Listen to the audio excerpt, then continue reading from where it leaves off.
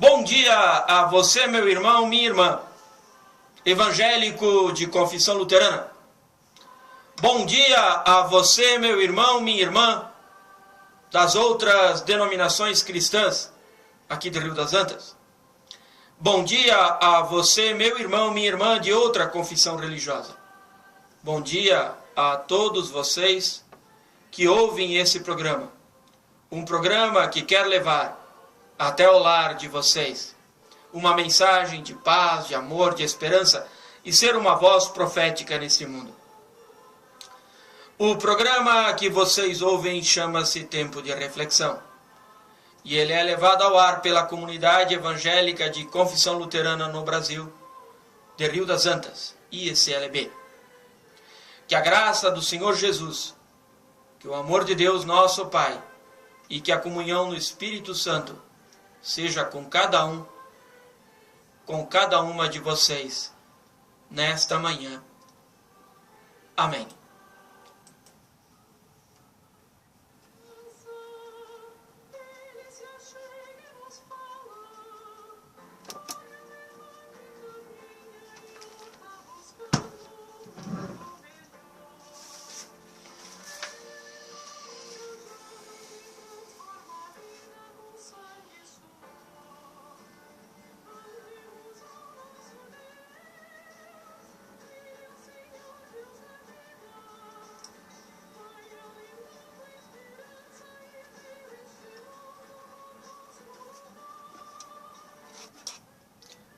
Sabe, meus irmãos e minhas irmãs, eu gosto muito do profeta Isaías.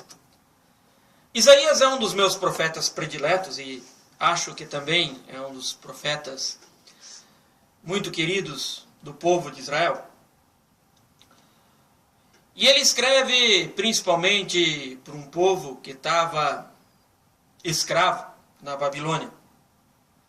Nesse final de semana, no domingo, no culto, para a pregação tivemos a leitura de Isaías 43, versos 16 até 21, onde ele fala para animar esse povo que é escravo. Então, ele diz assim: assim diz o nosso Deus, um Deus que no passado preparou um caminho para vocês pelo meio do mar. Em meio às águas impetuosas do mar, ele abriu um caminho. Aquele que fez sair o carro, o cavalo, o exército e toda a força. E esses acabaram perecendo lá no meio do mar. Estão extintos, apagados como o pavio torcido de uma vela. Por isso, vocês não se lembram das coisas passadas? Vocês não consideram as coisas antigas? Eis que eu faço tudo novo. E que está saindo a luz já brilha. Vocês não conseguem ver? Eis que eu vou pôr lá no meio do deserto um caminho. E rios aonde só existe sequidão.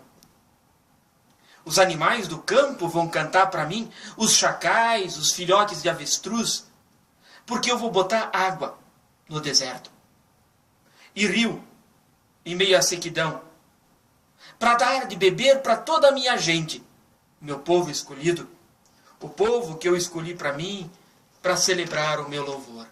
Sabe, esse texto de Isaías, ele nos convida a nos transportar para uma situação muito longe, muito distante daqui.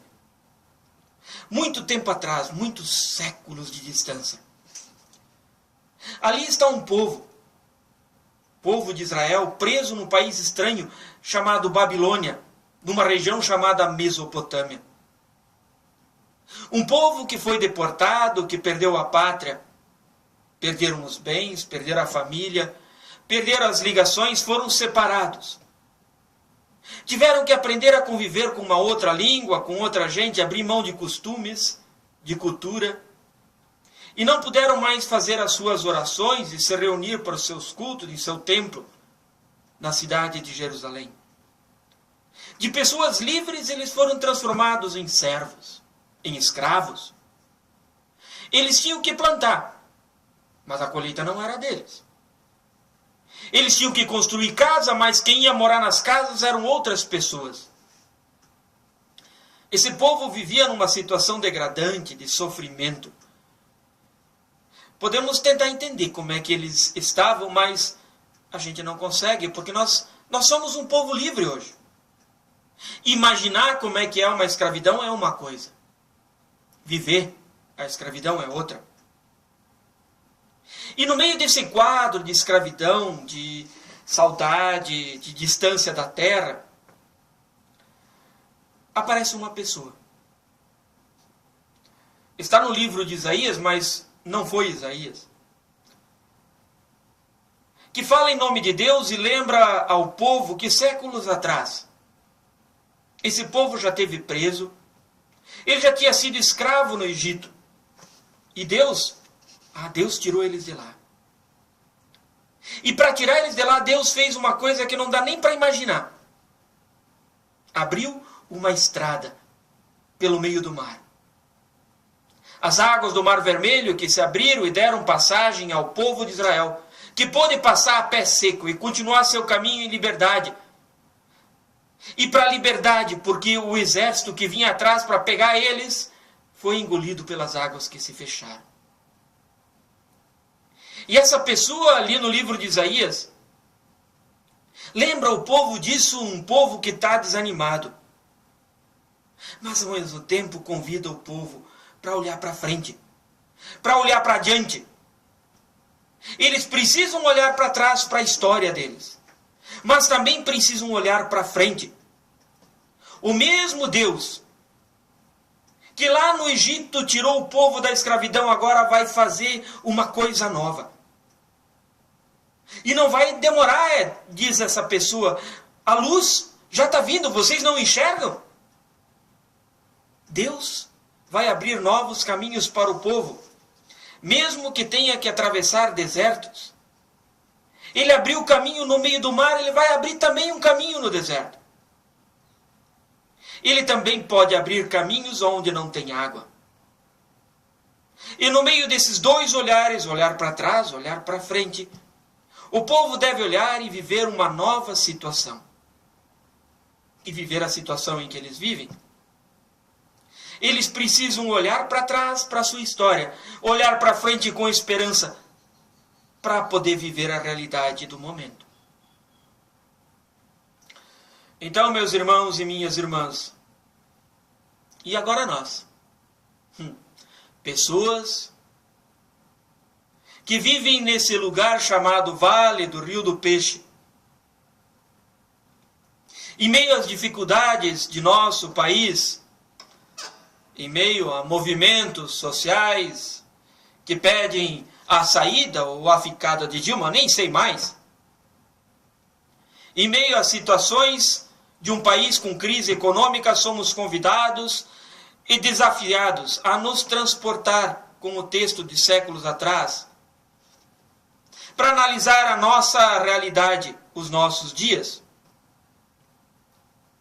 Sabe, a gente lê em Isaías e a gente entende que povos e pessoas às vezes vivem em escravidão, ou vivem em escravidões, no plural. Israel experimentou a escravidão no Egito e na Babilônia. E leio no texto de Isaías que Deus libertou Israel da escravidão no Egito, libertou Israel da escravidão na Babilônia. Para isso abriu caminhos através do mar, abriu caminhos através do deserto. Sabe, meus irmãos e minhas irmãs, Deus consegue abrir caminhos através de mares e desertos, no sentido literal das palavras, mas também no sentido figurado dessas palavras. Deus consegue abrir caminhos através de mares e desertos, e Ele fez isso. E Ele faz isso em muitos lugares, em muitas situações. Isaías cita o Mar Vermelho e cita os desertos daquela região.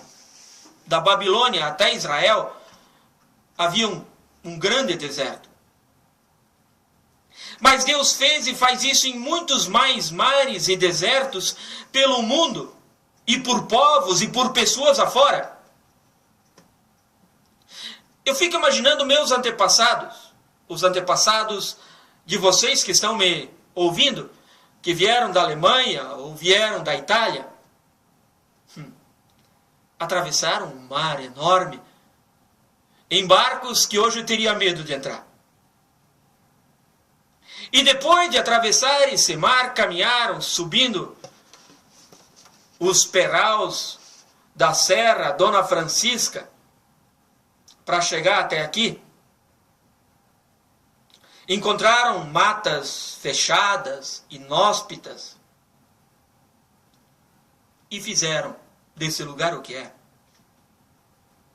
Sabe, meus irmãos, é sempre importante a gente olhar para trás, para a nossa história, para a história de nosso país, para ver o que já foi feito. É importante olhar para os lados e ver o que está acontecendo com o nosso irmão e a nossa irmã. Mas Isaías diz para a gente que é importante olharmos para trás, mas não olharmos para trás o tempo todo. É importante ouvirmos Deus e sua palavra quando o que diz, ao mesmo tempo podemos e devemos olhar para frente com esperança. O fato de olhar para trás pode nos ajudar a crer, a aprender com a história de nossos antepassados, a ter fé, a descobrir a nossa cultura, a olhar com confiança para o que Deus já fez e sempre faz. Mas também temos que olhar para frente.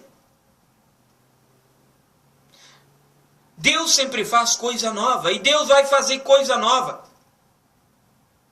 E que em fé nós já podemos notar e ver sinais disso.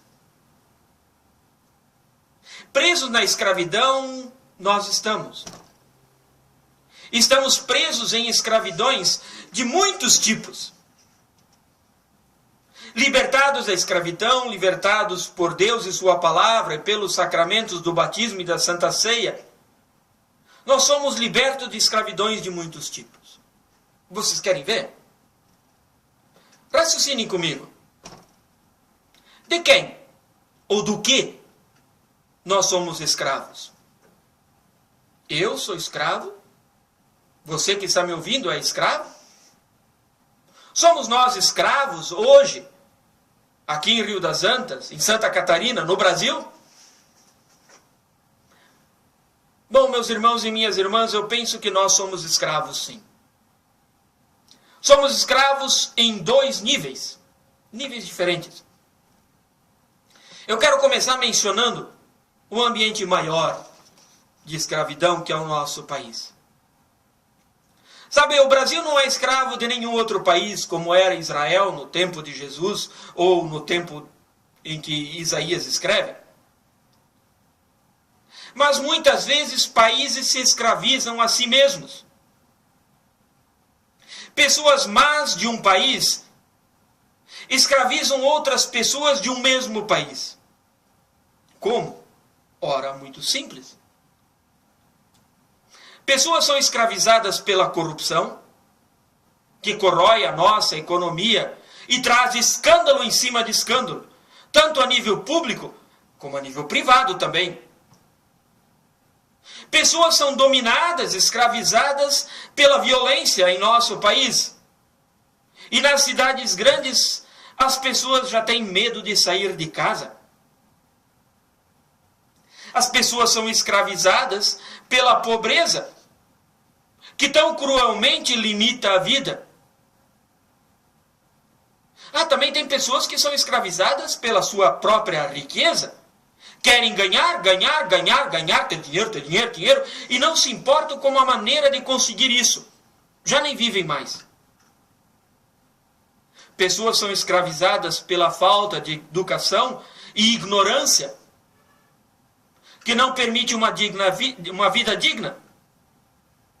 Sim, meus irmãos e minhas irmãs, vocês que estão me ouvindo, inúmeras áreas de nosso país, as pessoas se escravizam a si mesmas, ou escravizam umas às outras.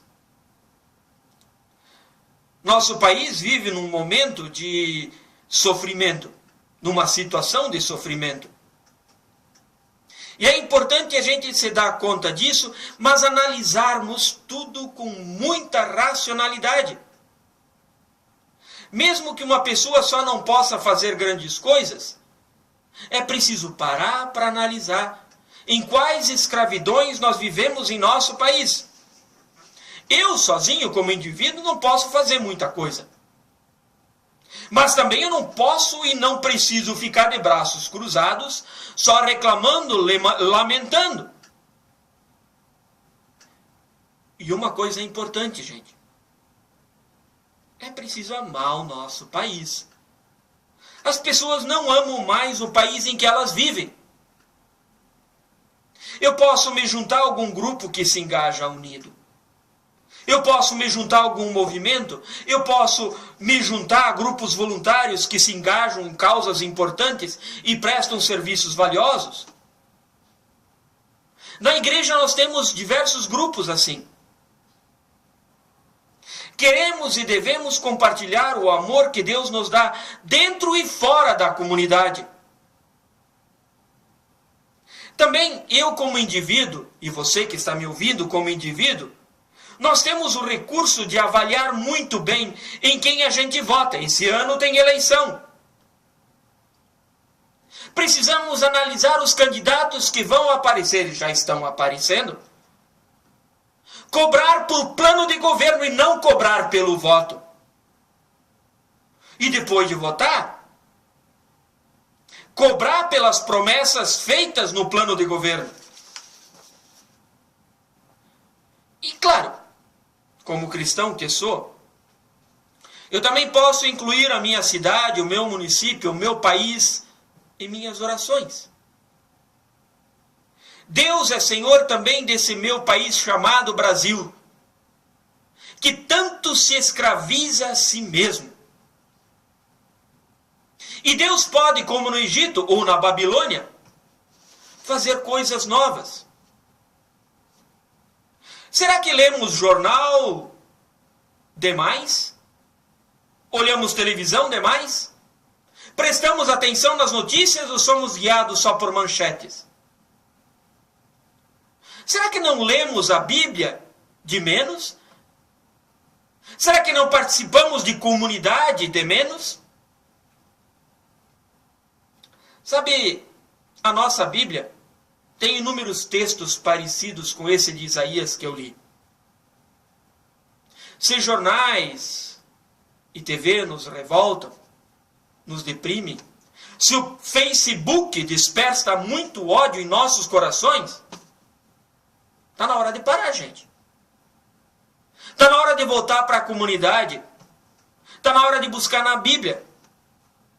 A comunidade e a Bíblia são capazes de restabelecer o nosso equilíbrio quando faz Deus dizer: eis que eu faço coisa nova, que está saindo à luz.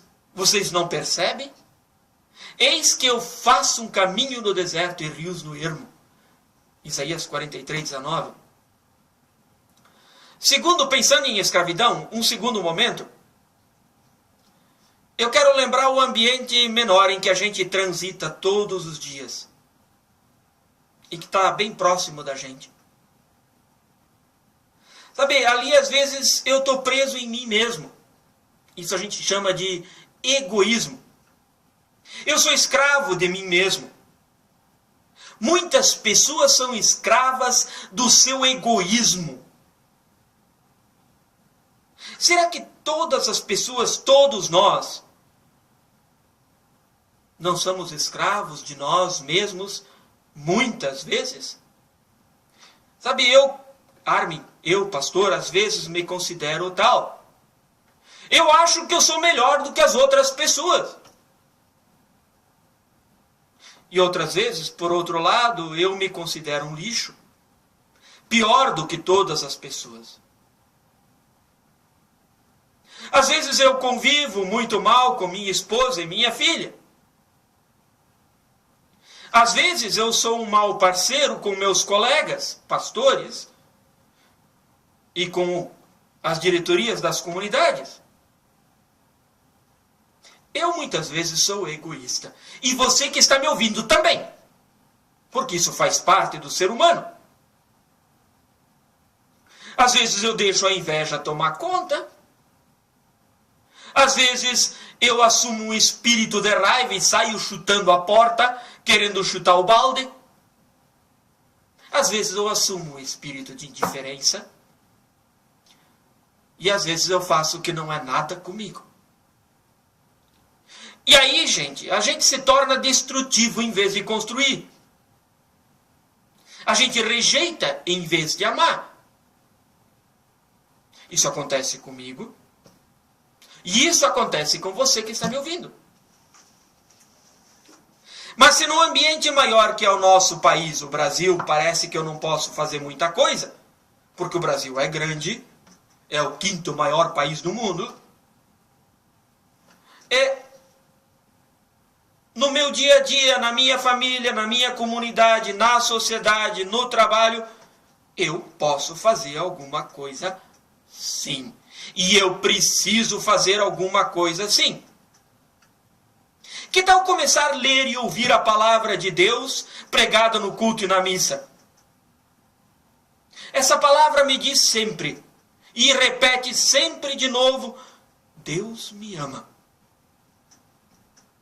Essa palavra me incentiva a olhar para trás na minha história, na história do meu povo, na história do meu país e constatar, por exemplo, que eu nasci, que nós nascemos, e que nós recebemos de presente um dom muito grande, que é a vida.